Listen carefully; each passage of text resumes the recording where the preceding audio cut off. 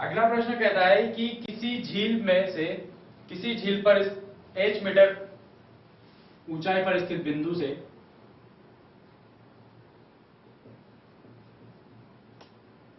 झील पर h metre ऊंचाई पर स्थित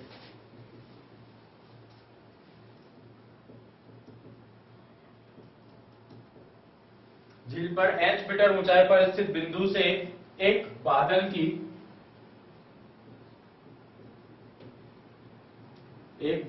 के उन्नयन कोण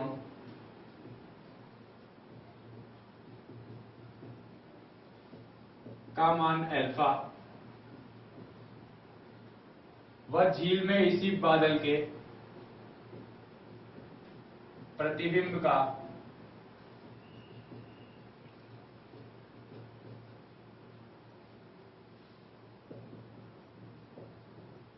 अवनमन कोण बीटा है।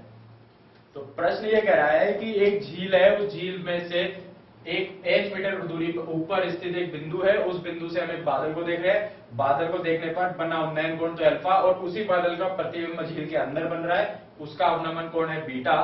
तो ज्ञात कीजिए कि बादल की ऊंचाई, हमें कह रहा है सिद्ध करो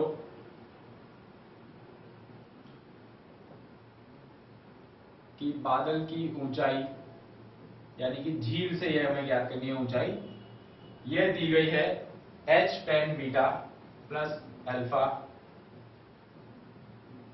h tan beta plus tan alpha बटे tan beta minus tan alpha. तो एक बार अब इस प्रश्न का चित्र बना लेते हैं। ये प्रश्न कह रहा है कि यहां हम कहें कि एक झील का ये तल है, इस झील के तल पर से h मीटर ऊपर एक बिंदु है। इस बिंदु से जब हम देखते हैं तो यहां से ऊपर एक बादल है, इस बादल की स्थिति यह है और इस बादल के लिए यहां इस बिंदु से जो उन्नयन कोण बन रहा है वो उन्नयन कोण अल्फा के बराबर है। फिर यह कहता है कि इसी बादल का प्रतिबिंब, जब भी हम झील में बात करेंगे तो एक प्रतिबिंब नीचे बन सकता है, और जब प्रतिबिंब बनेगा तो इसी बादल का प्रतिबिंब इस झील में मान लेते हैं बिल्कुल सीधे यहां नीचे बनेगा। तो इस प्रतिबिंब का अवनमन कोण उसी बिंदु से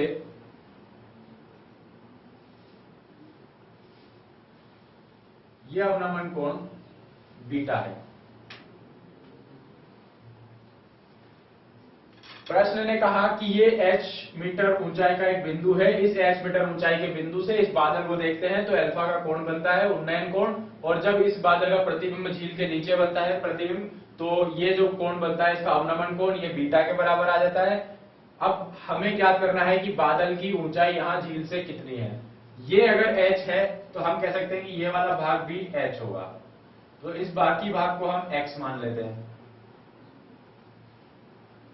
अब कोई चीज हमें पता है कि प्रतिबिंब की जब बात करें तो अगर हम कांच की बात करें, शीशे की बात करते हैं, तो शीशे से जितनी दूर हम खड़े होते हैं शीशे के अंदर उतनी ही दूरी पर वो प्रतिबिंब बनता है।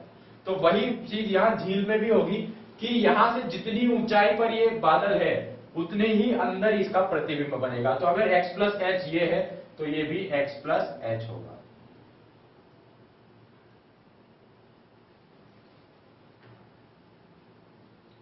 अब हमें याद करनी है इस बादल की ऊंचाई, यानी कि x प्लस एच हमें याद करना है। तो वही देखते हैं, दो समकोण त्रिभुज, पहला समकोण त्रिभुज एक ये काम आने वाला है, एक ये, नाम दे देते हैं इसको a b और c, और ये बिंदु हो गया d।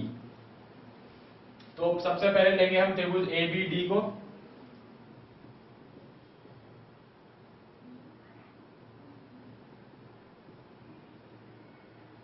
त्रिभुज ABD में देखें तो हम लगा सकते हैं tan बीटा।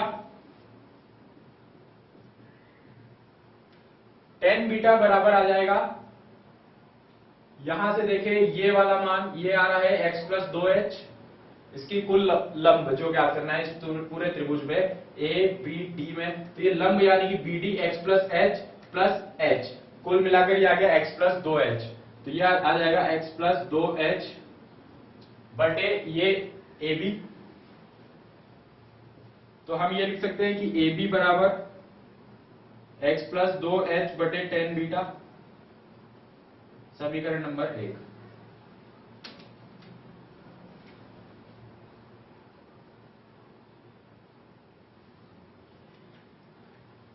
तो हमने देखा त्रिभुज ए बी डी में ये लंब था h plus x plus H और ये है ए बी आधार, तो टेन बीटा बराबर लंब बटे आधार एक्स प्लस 2h बटे टेन बीटा। अब चलते हैं त्रिभुज ए बी सी में। इस त्रिभुज ए बी सी में बात करेंगे टेन अल्फा की, लंब कितना हो जाएगा यहाँ पर केवल और केवल x और आधार है ए बी।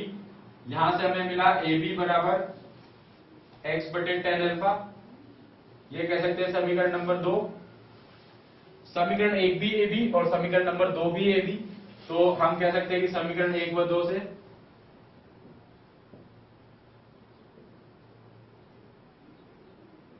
इन दोनों को बराबर रख सकते हैं, यानी कि x बटे टेन अल्फा बराबर हो जाएगा x प्लस 2h बटे टेन बीटा। इसको सॉल्व करते हैं, हम लाएंगे x का मान पहले तो यह है x बटे टेन अल्फा, इसको अलग कर हम इधर ला सकते हैं, इसको लिख सकते हैं x बटे टेन बीटा बराबर होगा ये 2h बटे टेन बीटा के। यहां से x कॉमन आ जाएगा और लघुत्तम लेंगे तो आ जाएगा टेन अल्फा गुणा टेन बीटा, ऊपर बचेगा ten beta minus ten alpha बराबर 2h बटे टेन बीटा। इस टेन बीटा से ये टेन बीटा कटेगा,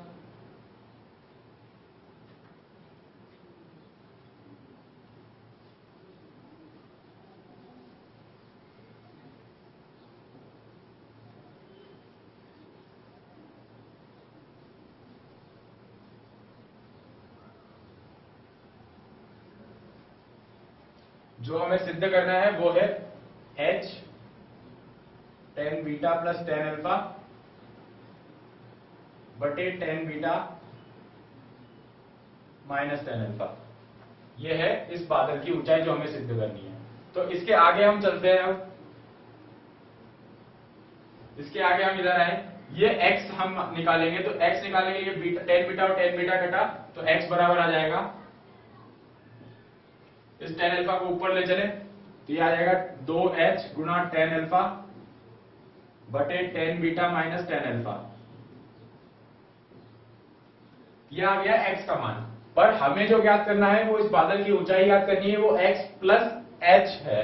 तो हम क्या करेंगे, यानी कि बादल की ऊंचाई x प्लस h बराबर आ जाएगी h plus 2h ten alpha बटे ten beta minus ten alpha. यहां लघुत्तम आ जाएगा ten beta minus ten alpha, ऊपर बचेगा h ten beta minus h ten alpha plus 2h ten alpha, ये बचा h टेन बीटा, यहां से मिलेगा हमें प्लस h टेन अल्फा बटे ten beta minus ten alpha, यानी कि x प्लस h, यानी बादल की ऊंचाई h कॉमन यहां पर, ये बना ten beta plus ten alpha बटे ten beta minus ten alpha. यही हमें सिद्ध करना था।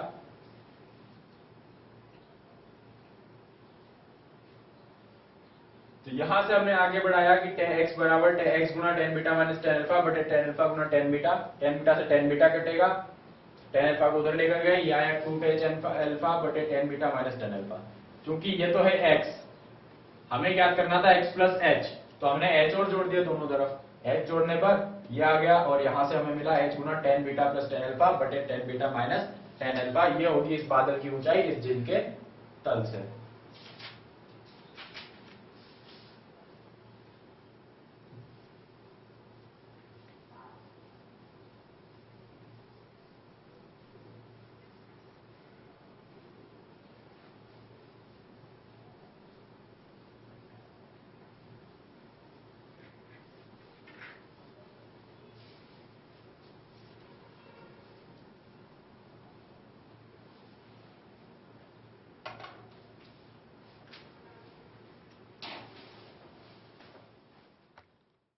अब अगला प्रश्न यह है कि 1.2 मीटर लंबी एक लड़की भूमि से 88.2 मीटर ऊंचाई पर उड़ रहे एक गुब्बारे को देखती है। 1.2 मीटर लंबी एक लड़की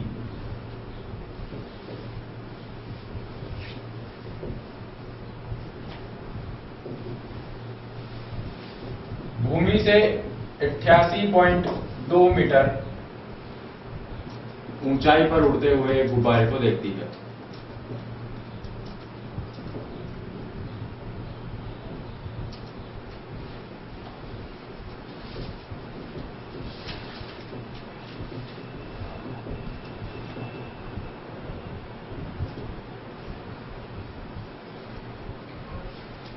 आगे ये प्रश्न कहता है कि किसी भी क्षण उस लड़की की आंखों से गुब्बारे का जो उन्नयन कोण है वो 60 डिग्री है।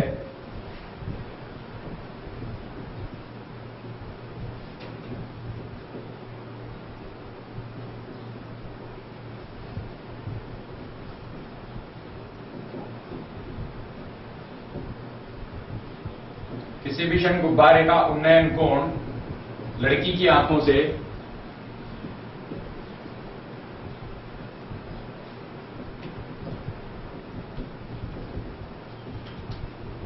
60 डिग्री है।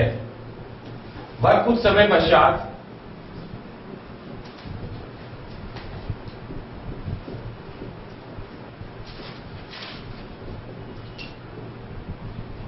घटकर 30 डिग्री हो जाता है। तो हमें क्या करना है कि इस अंतराल में गुब्बारे ने कितनी दूरी तय करी।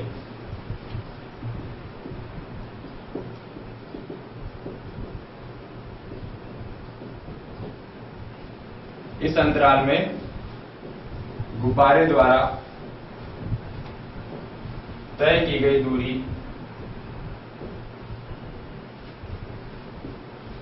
ज्ञात करो। तो प्रश्न ये कहता है कि यहां पर एक 1.2 मीटर लंबी एक लड़की है।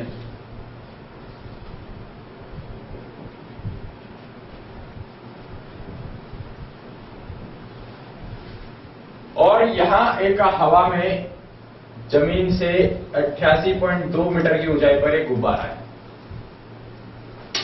लड़की की आंखों से इस गुब्बारे का उन्नयन कोण 30 डिग्री है।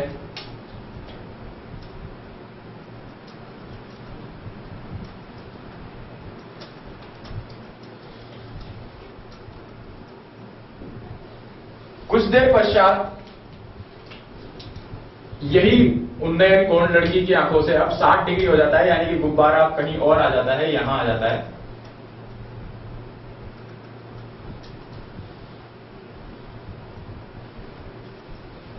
तो इस समय अंतराल में गुब्बारे के द्वारा तय की गई दूरी हमें ज्ञात करनी है।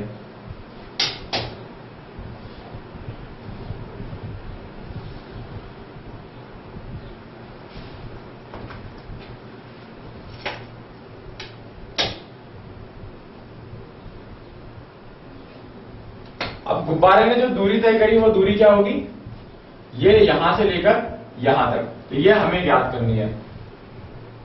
इसने कहा है कि गुब्बारा जमीन से कुल 88.2 मीटर की ऊंचाई पर है। जमीन से कुल 88.2 मीटर की ऊंचाई पर, लड़की की लंबाई है 1.2 मीटर। तो अब इसमें आगे चलते हैं कि ये कोण है 30 डिग्री का और ये जो दूसरा कोण बना ये है 60 डिग्री का। यहां दो त्रिभुज बन सकते हैं, एक ए बी सी और ए डी ई। इन बिंदुओं को हम जी और एच नाम दे देते हैं। अब हम ये देखें कि अगर हम त्रिभुज ए बी सी का इस्तेमाल करते हैं और इससे आधार लेकर आ जाते हैं, तो इसी प्रकार से अगर हम त्रिभुज ए डी ई का इस्तेमाल करके आधार लेकर आ जाए, उस पूरे ए आधार में से एसी आधार को घटा दें तो बचेगा सीई, यानी कि गुब्बारे ने कितनी दूरी तय करी, और यही हमें लेकर आना है। तो हम क्या करते हैं, सबसे पहले ए बी सी त्रिभुज को ले लेते हैं कि त्रिभुज ए बी सी में, त्रिभुज एबीसी में देखें कोण है 30 डिग्री का, तो हम लिख सकते हैं tan 30 डिग्री बराबर लंब बटे आधार।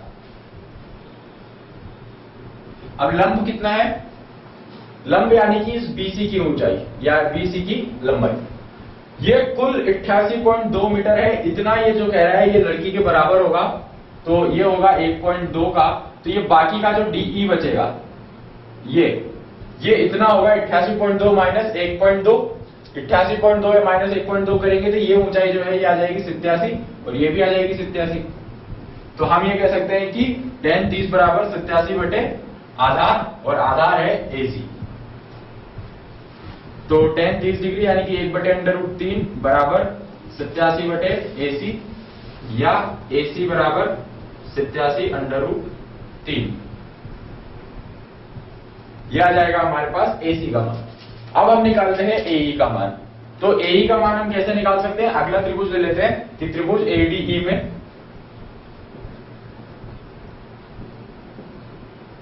त्रिभुज ADE में कोण बना 60 डिग्री का, ये कह सकते हैं हम tan 60 डिग्री बराबर लंब बटे आधार, लंब अभी भी DE जो कि है 87, और आधार इस बार आ चुका AE, तो tan 60 डिग्री बराबर होता है √3 बराबर 87 बटे AE। ये आ गया AE बराबर 87 बटे √3। तो ये आ चुका AE बराबर 87 बटे √3, और यहां है हमारे पास AC बराबर 87 √3।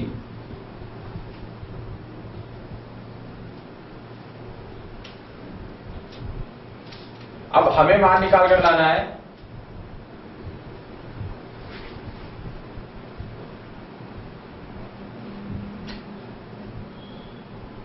इसमें प्रश्न में कहा गया था कि ये है कोण 60 डिग्री का और ये कोण है 30 डिग्री का, क्योंकि पहले जब अगर हम ज्यादा कम अपने से पास देखेंगे तो हमेशा जो कोण बनता है आंखों से वो हमेशा कोण ज्यादा होता है, और फिर जैसे जैसे दूरी बढ़ती जाती है वो कोण कम होता जाता है। तो ये वाला कोण 60 का होगा और ये 30 का होगा। तो इसका मतलब कि यहाँ ये हम इसमें त्रिभुज को हम लेंगे, ये जो हमारा AC आया है ये 87 √3, ये हमारे त्रिभुज tan 60 डिग्री का कोण तो त्रिभुज ABC के लिए आएगा, त्रिभुज ABC के लिए, तो यहां ही आ जाएगा AC,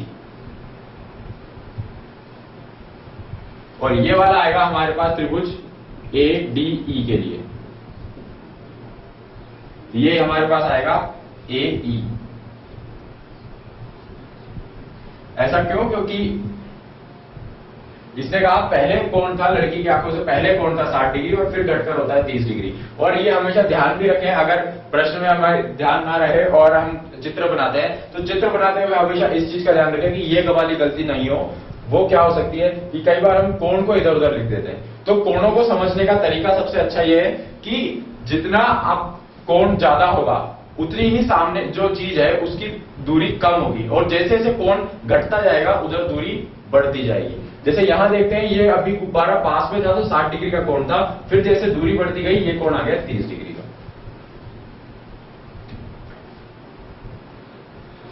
तो अब ये हमारे पास आ जाता है AE इधर और AC इधर। हमें क्या करना था, CE बराबर AE माइनस AC।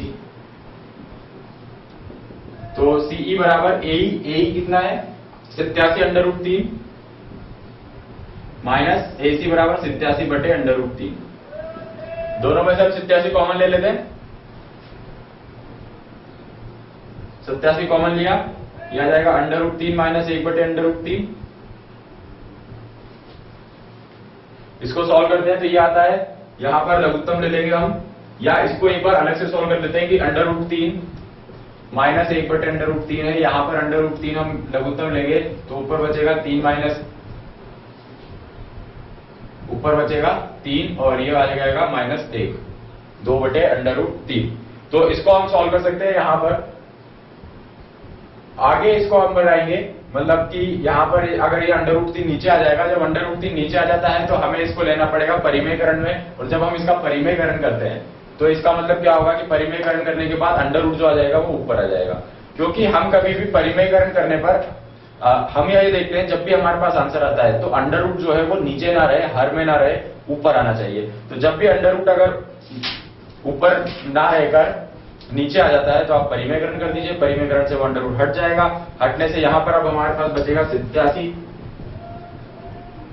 जैसा कि हमने देखा ऊपर बच रहा था 2/√3, इसका परिमेयकरण कर देते हैं √3 से √3 तो ऊपर आ जाएगा ये 87 गुणा 2 यानी कि 7 में 14 की 4, 8 में 1, 8 में 16 और 1 17, 174 गुणा √3/3। आगे 174 को हम 3 से काट सकते हैं, यह आ जाएगा 58√3 मीटर। तो जो गुब्बारे ने दूरी तय करी वो थी 58√3 मीटर। तो प्रश्न ने कहा था कि पहले एक लड़की है, लड़की यहां से देख रही है इस गुब्बारे को बी जो बिंदु पर है, तो पहले 60 डिग्री का कोण था, अब कोण जो है वो घटकर 30 डिग्री का हो जाता है। तो यहाँ कोण को लेने का हमेशा ध्यान रखेंगे, जैसा कोण दिया गया है प्रश्न में उसी को ध्यान रखें, वरना दूरी से निकाल लें, जो गलती हुई वो ना करें ऐसी वाली।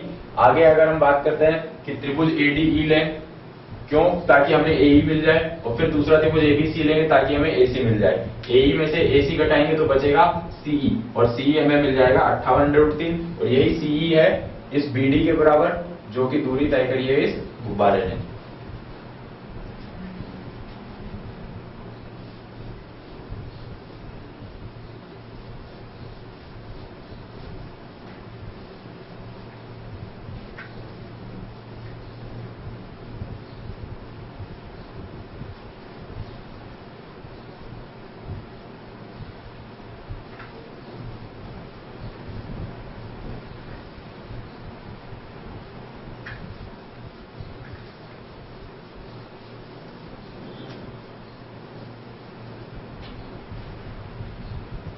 अगला प्रश्न कहता है कि एक सीधा राजमार्ग एक मीनार के पद तक जाता है।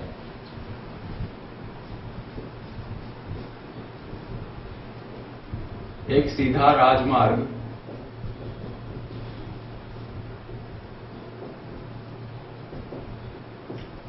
एक मीनार के पद तक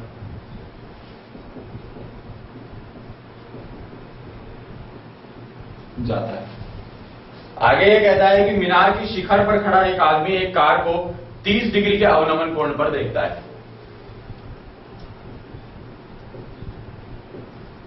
मीनार के शिखर पर खड़ा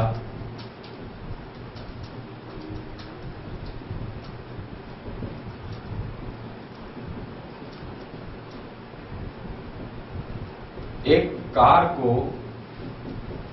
30 डिग्री अवनमन कोण पर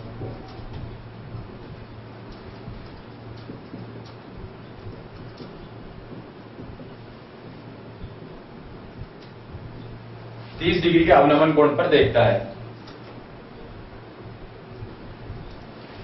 और अब ये जो कार है, ये कार मीनार की तरफ एक बिल्कुल समान चाल से चल रही है। कार मीनार की ओर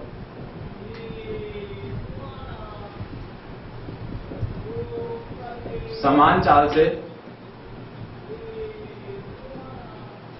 जाती है। 6 सेकंड पश्चात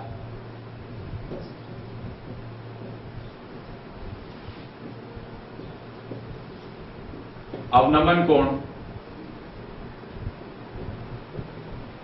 60 डिग्री हो जाता है।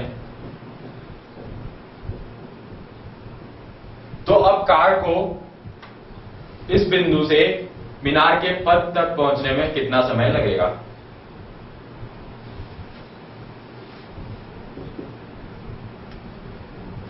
कार को इस बिंदु से, यानी कि 6 सेकंड पश्चात जिस जगह आ गई है वो उस बिंदु से अब फिर मीनार के पद तक।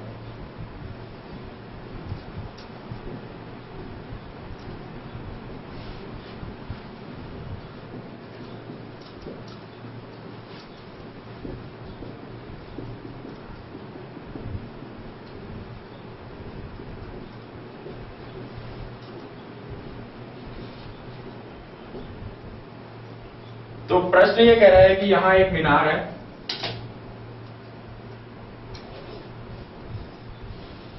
इस मीनार के शिखर पर एक आदमी है, वो ये देखता है कि यहां भूमि पर या एक ये रोड है, इस रोड पर यहां एक वो कार को देखता है और इस कार का अवनमन कोण इस व्यक्ति के लिए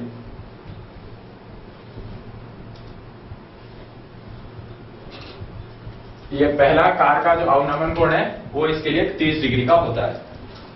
तो हम ये कह सकते हैं ये कोण है, यहां से पहले देखें अवनमन कोण में बनाना है, अवनमन कोण होगा 30 डिग्री का। अब चूंकि हमें पता है कि ये कोण और ये कोण बराबर होते हैं तो वो 30 का तो हम लिख सकते हैं ये भी 30 डिग्री होगा। आगे ये कहता है कि कार यहां से 6 सेकंड के बाद 6 सेकंड बाद यहां से चलती हुई यहां किसी बिंदु पर आ जाती है और अब जो अवनमन कोण है वो 60 डिग्री हो जाता है।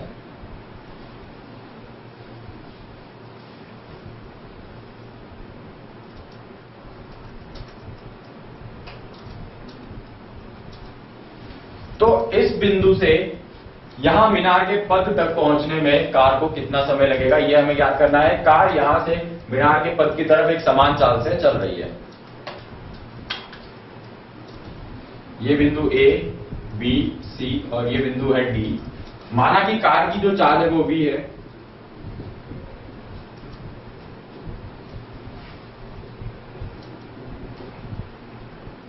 माना कार की चाल बराबर V मीटर प्रति सेकंड मान लेते हैं हम।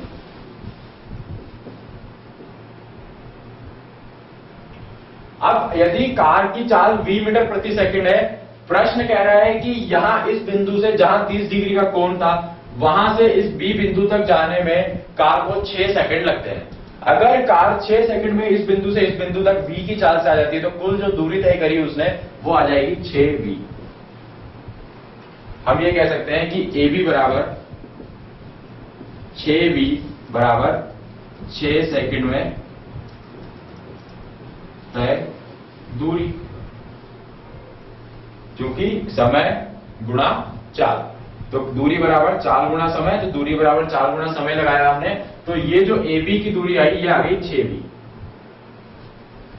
आगे मान लेते हैं कि B से C तक जाने में इसको T समय लगता है जो हमें याद करना है। तो हम लिख लेते हैं कि माना B से C तक यानी कि बिंदु से मीनार के पद तक जाने में T सेकंड लगते हैं। अब यदि इस बिंदु से यहां तक जाने में T सेकंड लगते हैं तो BC बराबर हो जाएगी VT। इसलिए हम कह सकते हैं कि BC बराबर VT यानी कि चाल गुना समय, T बराबर समय, V बराबर चाल। तो अब यहां से यहां तक की दूरी कितनी हो जाएगी VT चाल गुना समय के सूत्र से। अब यदि ये दूरी हो गई VT, ये दूरी है 6V। अब हम इस्तेमाल कर सकते हैं इन दोनों त्रिभुजों का। तो पहले कोई भी एक त्रिभुज ले लेते हैं, यानी कि हम ले अगर पहले त्रिभुज ACD, त्रिभुज ACD में यहां हम कह सकते हैं कि tan 30 डिग्री बराबर होगा मीनार की ऊंचाई जो है, मीनार की ऊंचाई हमें नहीं दी गई है तो मीनार की ऊंचाई हमें मानकर चलनी पड़ेगी h।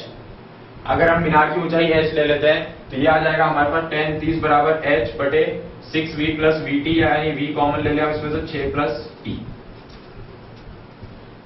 ये आ जाएगा क्योंकि ये कुल दूरी हो जाएगी 6V यहां, VT यहां, V कॉमन आएगा 6 प्लस T और मीनार की ऊंचाई हमने मान ली h। तो ये आ जाएगा tan 30 बराबर h बटे 6V प्लस VT। तो ये आ जाएगा हमारे पास tan 30 बराबर 1 बटे √3। तो हम लिख सकते हैं कि V गुणा 6 प्लस T बराबर होगा √3h के। ये हो जाएगा √3h के। इसको डाल देते हैं समीकरण नंबर 1। आगे बात करते हैं छोटे वाला त्रिभुज जो है हमारे पास त्रिभुज BCD। इस त्रिभुज BCD में अगर हम चले तो ये आता है tan 60 डिग्री। tan 60 डिग्री बराबर h बटे VT। 60 डिग्री बराबर होता है √3 के, तो ये आ जाएगा √3 VT बराबर h। यहां से आया h बराबर √3 VT। तो ये h का मान अगर हम यहां रख दें, क्योंकि h एक मानी हुई चीज है और मानी हुई चीज को हम हटाते हैं किसी भी तरीके से, तो हम क्या करते हैं कि समीकरण 2 से समीकरण नंबर 1 में h का मान रख देते हैं।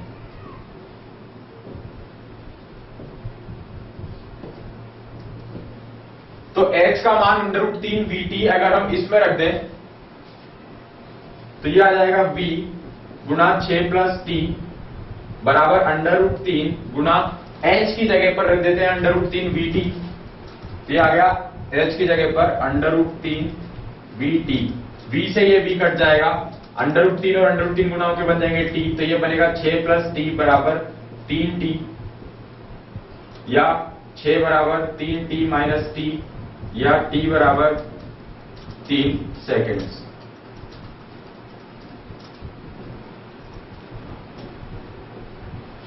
इसका मतलब कि यहां से कार को यहां तक आने में लगेंगे कुल मिलाकर 3 सेकंड।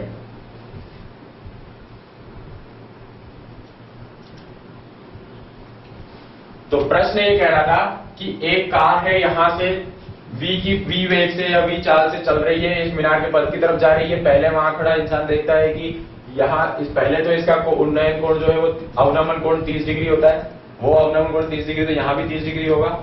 फिर आगे थोड़ी देर 6 सेकंड पश्चात कार यहां आ जाती है, अब जो अवनमन कोण है वो 60 डिग्री हो जाता है, तो यहाँ कोण 60 डिग्री होगा। हमने मान लिया v चाल से चल रही है, 6 सेकंड में यहां से यहां पहुंचती है तो दूरी तय करेगी 6v। फिर मान लेते हैं t सेकंड यहां से यहां तक आने में लगते हैं, तो दूरी कुल तय करेगी vt। हमने लिया त्रिभुज ACD बड़ा वाला त्रिभुज, इसमें लगाया tan 30 बराबर h बटे 6v plus VT। 6v plus VT लगाने से ये हमारे पास समीकरण बनता है समीकरण नंबर 1। फिर चलते हैं इस त्रिभुज में, त्रिभुज BCD में। यहां हमारे पास आएगा tan 60 बराबर h बटे VT, यह है h बटे VT। यहां से h का मान निकाला, चूंकि h एक मानी हुई चीज है तो हमें उसे हटाना है, इसलिए हम h को हटा देते हैं और यहाँ इसका मान रख देते हैं। सॉल्व करने पर आता है 3 बराबर 3 सेकंड, अर्थात B बिंदु से C यानी कि मीनार के पद तक जाने में कार को 3 सेकंड लगेंगे।